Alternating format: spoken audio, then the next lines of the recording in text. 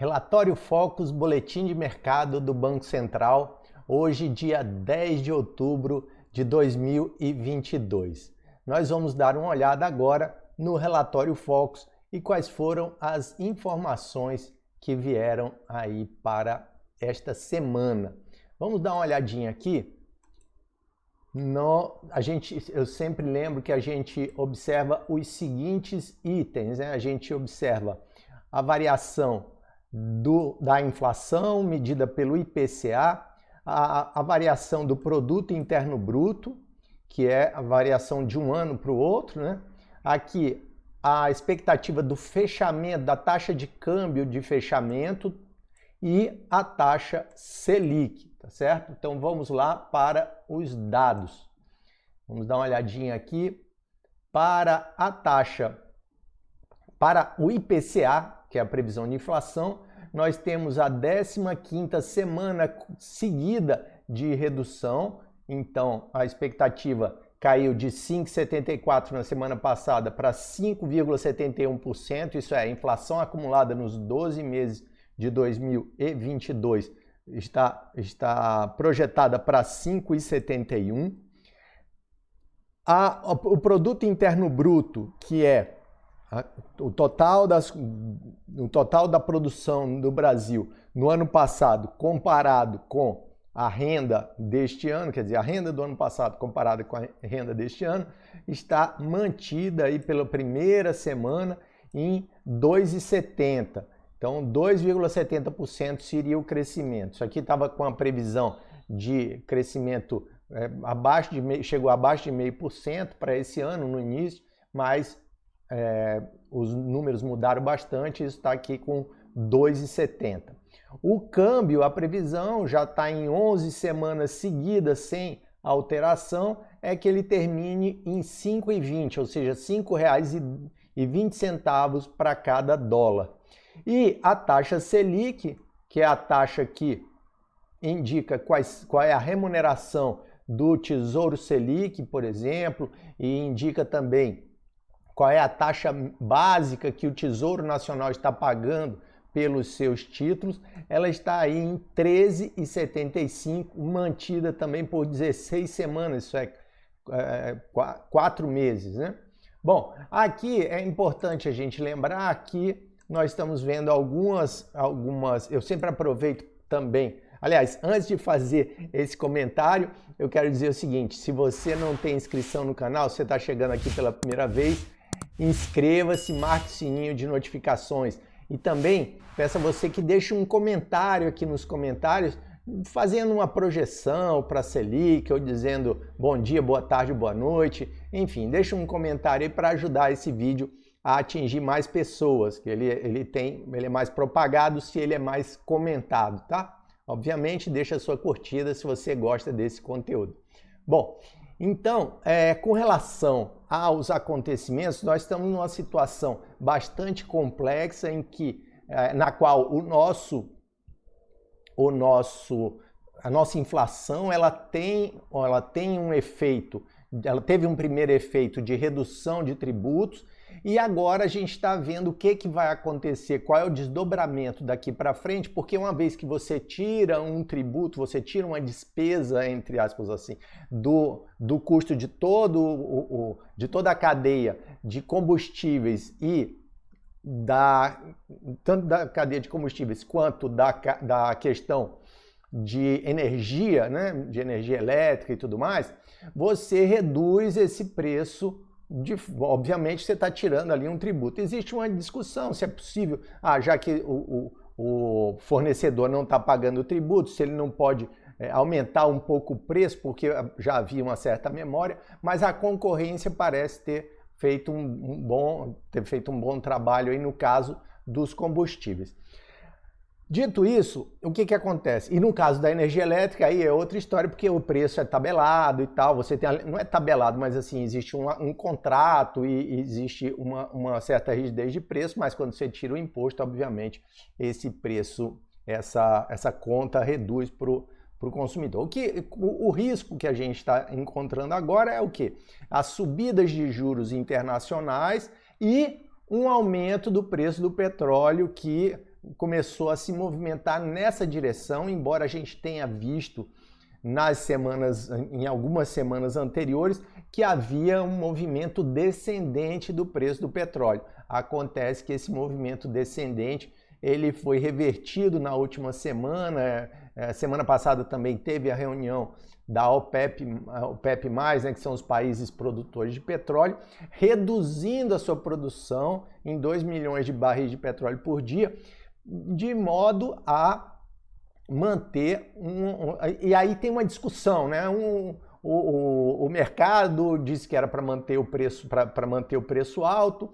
Você tem também a OPEP+ se defendendo, dizendo que não é bem assim, a gente está só tirando do mercado um petróleo a mais que a gente produziu no verão e não estava sendo usado. Enfim, tem uma guerra de narrativas aí, a gente vai ver para onde vai o preço do petróleo. Por quê? Porque se houver realmente uma subida do preço do petróleo, e a gente está vendo com esse aumento das taxas de juros nos Estados Unidos, né, que tem puxado o dinheiro de todo mundo, aquele dinheiro do aplicador de dinheiro para lá, né, procurando por segurança, o que acontece? Você tem uma demanda maior por dólares, obviamente a cotação do dólar aumentaria.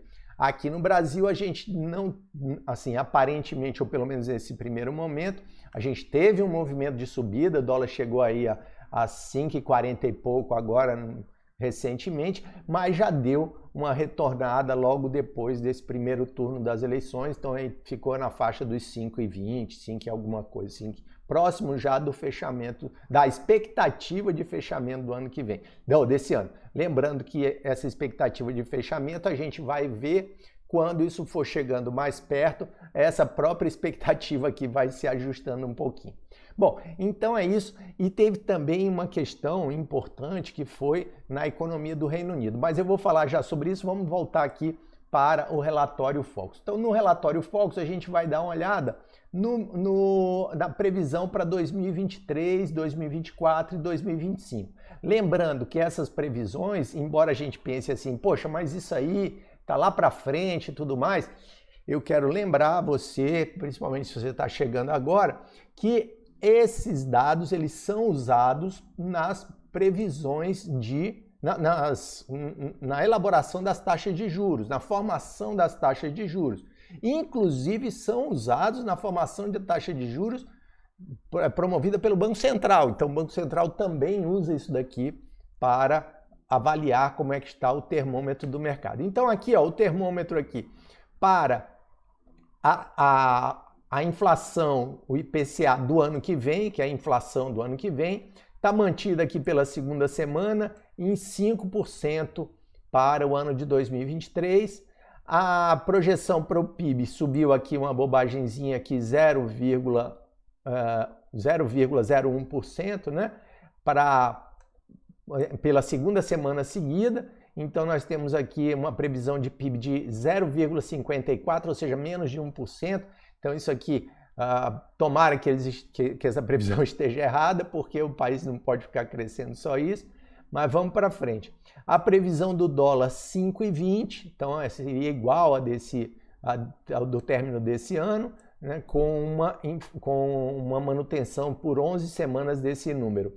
E a projeção do PIB, da Selic para 11,25 pela quinta semana seguida. Então está um mês e pouquinho com essa projeção. Vamos dar uma olhadinha aqui, houve mudança na projeção de 2024, vamos dar uma olhadinha como é que ficou. Basicamente essa mudança foi na previsão da inflação, que deu uma reduzidazinha aí, que estava em 3,50, tinha subido, né? Há um mês estava 3,47, chegou aí na semana passada a 3,50, a previsão de inflação do IPCA, e hoje teve a primeira queda aí, né, comparada obviamente com a semana passada, de 3,47, retornou ao 3,47, o número que estava há uma semana.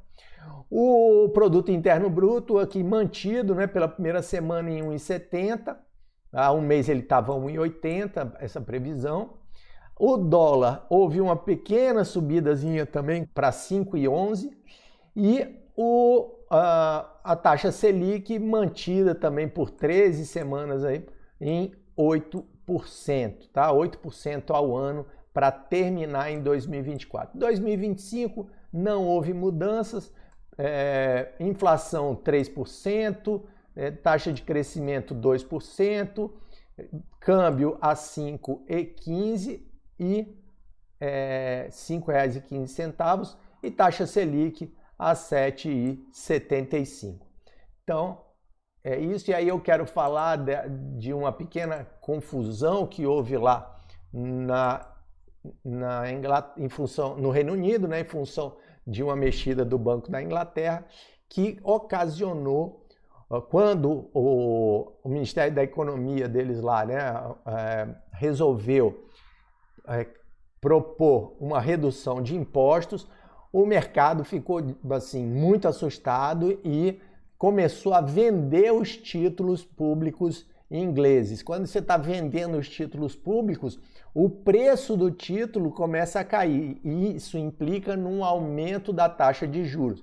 E aí, se você não entende direito essa história, tem aqui na descrição desse vídeo um vídeo sobre marcação a mercado. Ele fala da marcação a mercado no sentido amplo, especificamente para os títulos públicos brasileiros, mas se aplica, essa é a coisa mais básica que você deve aprender aí com relação aos movimentos das taxas de juros e as aplicações de renda fixa. Inclusive, se você não conhece direito a renda fixa, aproveita que tem um curso grátis, curso básico de investimentos, que está aqui na descrição desse vídeo também. Bom, então esse acontecimento causou uma verdadeira confusão lá no Reino Unido. Os mercados começaram a vender muitos títulos com medo do Reino Unido não ser capaz de pagar as suas obrigações, né? Principalmente foram vendidos títulos mais longos e isso aí gerou uma grande perda em valores de aplicações nesses títulos, inclusive nos fundos de pensão que não conseguiram colocar esses títulos para fora, uma vez que eles precisavam fazer isso em função dessa movimentação de juros. Aí o Banco Central da Inglaterra teve que entrar comprando esses títulos. No dia seguinte, o Ministério da Economia lá disse que não era bem isso, não ia mais fazer isso e tal, não sei o que, não ia voltou atrás, né? O pessoal fez um retorno, bom, deu um giro de 180 graus, né? E tirou da pauta essa história de de dar isenção de impostos, né? Ou reduzir impostos, reduzir a carga tributária do país. Bom, então isso aí gerou essa confusão e, enfim, repercutiu no sistema financeiro do mundo todo, inclusive com algumas instituições aí sendo questionadas. Mas, bom, então esse era mais ou menos o conteúdo que eu queria trazer para você hoje. E lembrando, se você não tem inscrição no canal, você chegou até aqui, você gostou desse vídeo, deixa a sua curtida, não tem inscrição, inscreva-se. E a gente se encontra no próximo vídeo. Deixa a curtida. Até lá!